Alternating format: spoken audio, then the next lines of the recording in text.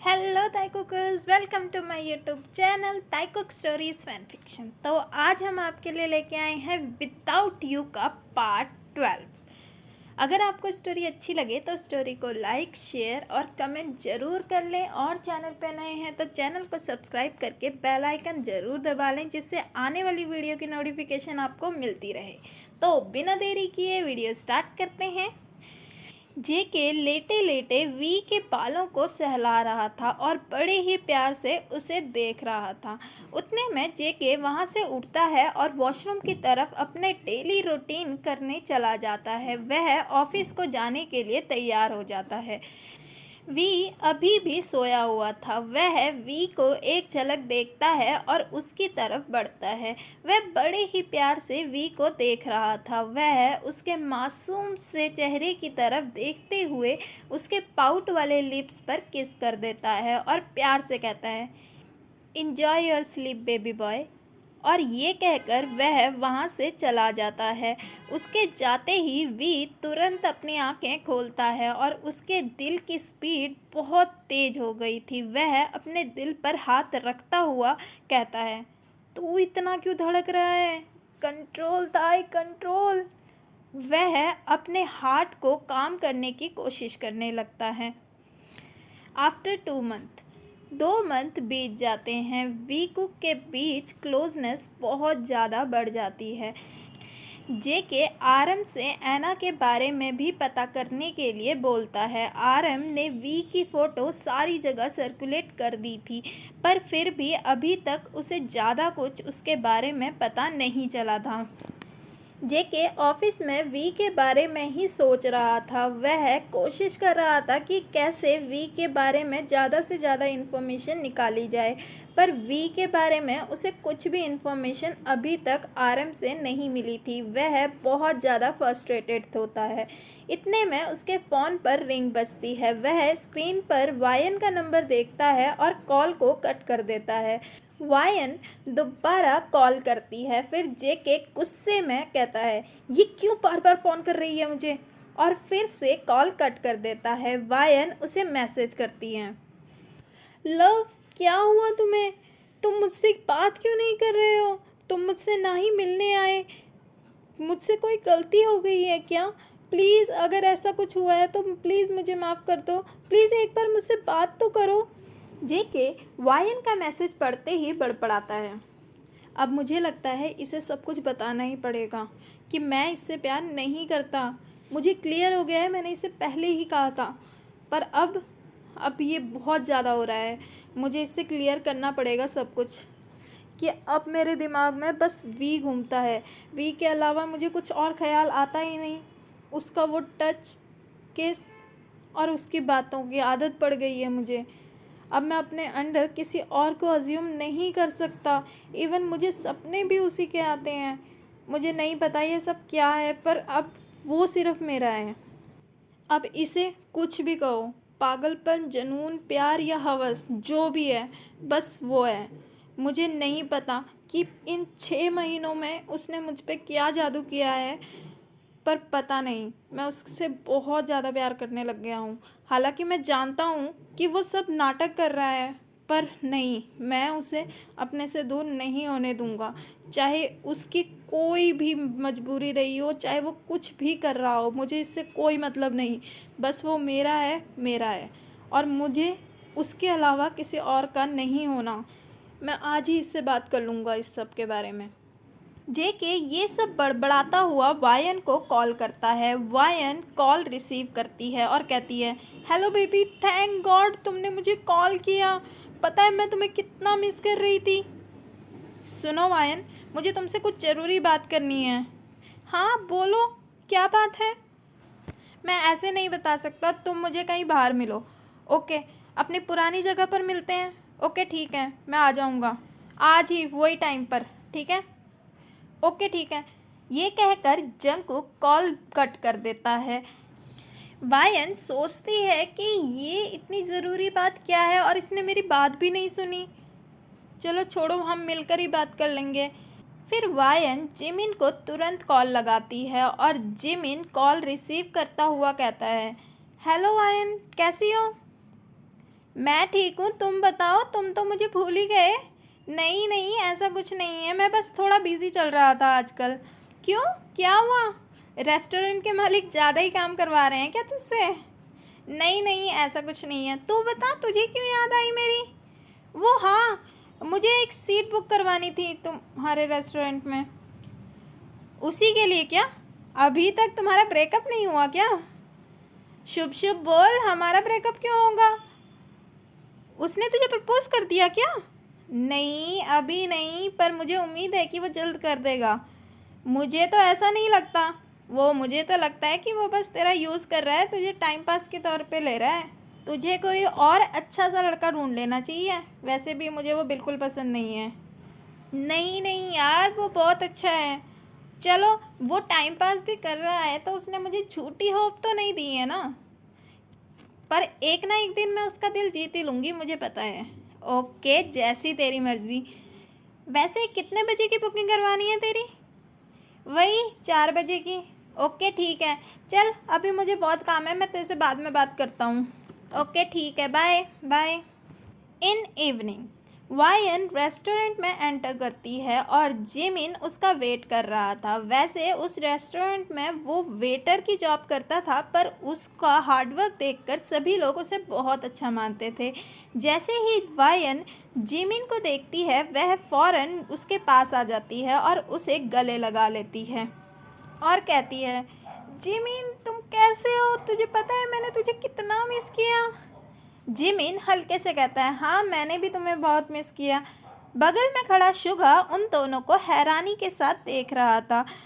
Jimin ने Suga की job वहाँ पर लगवा दी थी। वो भी वहाँ पर वेटर की ही जॉब कर रहा था। शुगा ने अपना गेटअप बिल्कुल चेंज कर लिया था, जिससे कोई भी उसे पहचान नहीं पा रहा था। जिमिन वायन को शुगा से इंट्रोड्यूस करवाती है। दोनों एक दूसरे की तरफ स्माइल करते हुए देखते हैं और मिलते हैं।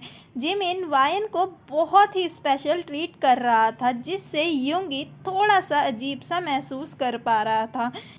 जिमिन वायन को उसकी सीट की डायरेक्शन बताता है और हंसते हंसते उसे बात कर रहा था। और योंगी जिमिन के फेस पर इतनी बड़ी स्माइल देखकर जेलसी फील करने लगता है। उसे वायन और जिमिन के बीच की नज़दीकियाँ बिल्कुल अच्छी नहीं लगती। वह दूर खड़ा उन दोनों को ही देख रहा था। इतने में जेके रेस्टोरेंट में एंटर करता है और इधर उधर देखने लगता है। जिमिन उसके पास जाता है और उसे वाइन वाली टेबल पर इशारा करता है। जेके फ़ौरन वाइन के साथ बैठ जाता है और युंगी जेके को देखकर वहाँ हैरान हो जाता है। वह जेके को मारने के लिए आगे बढ़ता ही है। इतने में जेके के बॉडीगार्ड वहां साइड पर आकर खड़े हो जाते हैं। योंगी की नज़र जैसे ही जेके के बॉडीगार्ड पर पड़ती है, वह वहीं पर रुक जाता है और आसपास देखने लगता है और मन ही मन में बड़बड़ाता है, यहाँ अभी बहुत लोग हैं, अगर मैंने ऐसा कुछ कर दिया तो ये लोग बेफजूल में मारे जाएंगे और मैं अपने जिमिन की जान भी खतरे में डाल दूँगा। नहीं नहीं, मुझे अभी शांत रहना चाहिए। मैं बाद में ताई के बारे में कैसे भी करके पता लगवा ही लूँगा। अब मुझे बस इसका फॉलो करना है और ये अपने घर तो जाएगा ही जाएगा और वहीं ताई भी होगा। वह चुपचाप काउंटर के पास खड़े होकर जेके और वायन की बातें सुनने लगता है। फ्लैशबैक। जब ताए युंगी को खुद से दूर जाने के लिए कह रहा था, वह रोता हुआ वहाँ से चला जाता है। थोड़ी दूर जाने के बाद युंगी सोचता है, नहीं, मैं ताए को ऐसे उनके हाथ नहीं छोड़ सकता। नहीं नहीं नहीं, वो पता नहीं ताए के बारे में ताए के साथ क्या करेंगे। मैंने ताई की बात क्यों मानी? मैं खुद को क्या जवाब दूंगा? मैं अप्पा को क्या जवाब दूंगा? उन्होंने मुझसे वादा लिया था कि मेरे ताई का ख्याल रखना और मैं उनका वादा तोड़ दूंगा ऐसे। नहीं नहीं नहीं, मैं ताई को अकेले नहीं छोड़ सकता।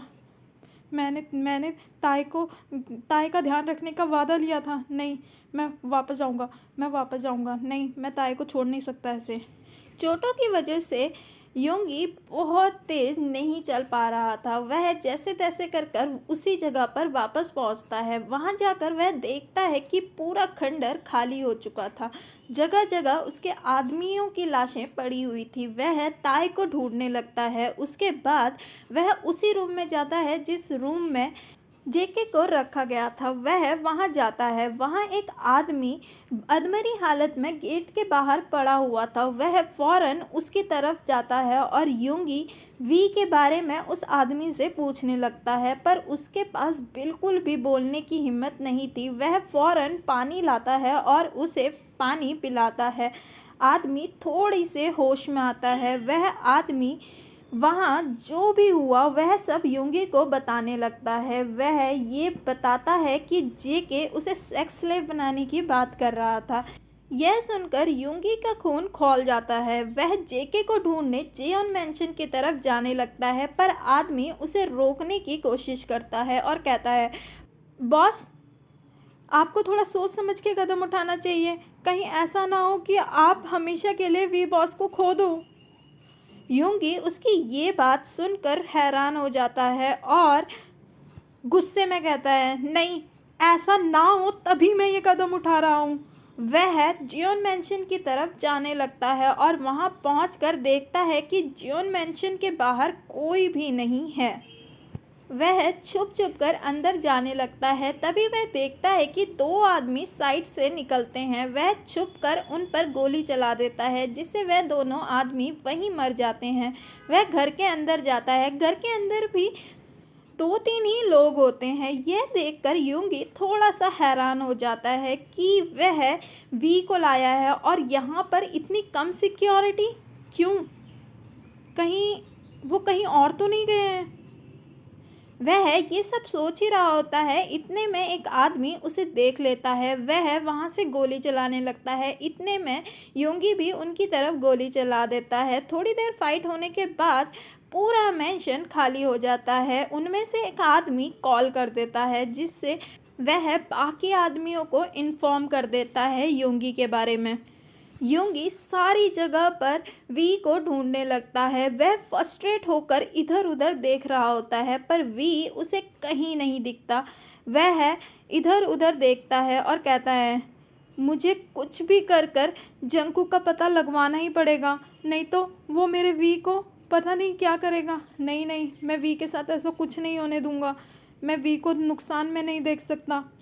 वह मैंशन से बाहर निकल जाता है और इधर उधर देखने लगता है कि कहीं कोई निशानी वी के बारे में पता चल जाए, पर उसे कुछ नहीं दिखता। इतने में मैंशन में 2-3 कार्स और आ जाती हैं, जिसमें बहुत से बॉडीगार्ड और निकलते हैं। योंगी उन्हें देखता है और वहां से भागने लगता है। बॉडीगार्ड योंगी को देख लेते हैं और उसके पीछे दौड़ने लगते हैं। Flashback and. योंगी ये सब सोच ही रहा होता है। इतने में जिमिन पीछे से आता है और उसे वायन और जेके का ऑर्डर पकड़ाता है। योंगी वायन और जेके का ऑर्डर लेकर उनकी तरफ जाता है और उनके सामने टेबल पर रख देता है। जेके योंगी को बड़े ध्यान से देखने लगता है और सोचने लगता है कि इसे मैंने कहीं ना कहीं तो देखा है, पर उसे ज़्यादा याद नहीं आ रहा होता है। योंगी उस ऑर्डर को रख कर वापस जाता है। जेके योंगी को थोड़ी देर देखता है और कुछ सोचता हुआ वापस वायन से बातें करने लगता है। और ये एपिसोड यहीं पर ख़त्म होता है। थैंक यू दोस्तों, आप लोग मुझे इतना सपोर्ट कर रहे हैं और इतने अच्छे अच्छे कमेंट कर रहे हैं। मैं सभी के कमेंट पढ़ती हूँ। थोड़ा सा रिप्लाई करने में थोड़ा देर हो जाता है, पर मैंने सबके कमेंट पढ़े। मुझे एक कमेंट याद है जिसमें मुझे किसी ने लिखा था, अब मुझे नाम नहीं याद आ रहा है, कि मेरा बर्थडे है और वो मुझे इनवाइट करना चाहते हैं। Thank you for your invitation.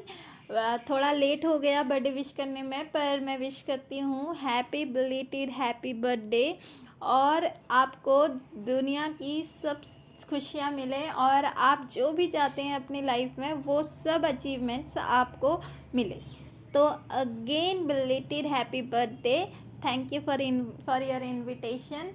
तो दोस्तों, अगर आप चैनल पे नए हैं तो चैनल को सब्सक्राइब और लाइक करना ना भूलें और कमेंट बॉक्स पे ये पक्का लिखें कि आपको स्टोरी कैसी लगी। तो मिलते हैं नेक्स्ट पार्ट में। Bye, see you, take care.